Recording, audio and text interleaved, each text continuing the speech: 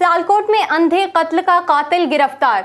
लेन then के तनाजे पर होने वाले 10 रोज कब्ल अंधे कत्ल के कातिल का सुराग लगा लिया गया है। मुलजिम को शहर से फरार होते वक्त गिरफ्तार कर लिया गया।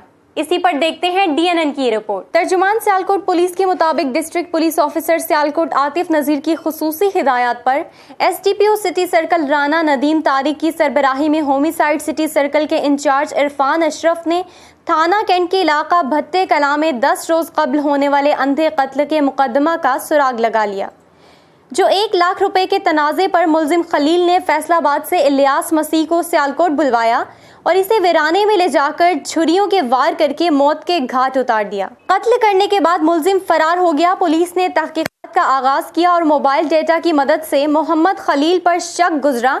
पुलिस ने जदीद टेक्नोलॉजी और पेशा वराना महारत से मुलजिम को जनरल स्टैंड से इस वक्त गिरफ्तार किया जब वो शहर से फरार होने की कोशिश कर रहा था। होमिसाइड सिटी सर्कल और पुलिस टीम ने मुलजिम के फरार होने की कोशिश को नाकाम बना दिया।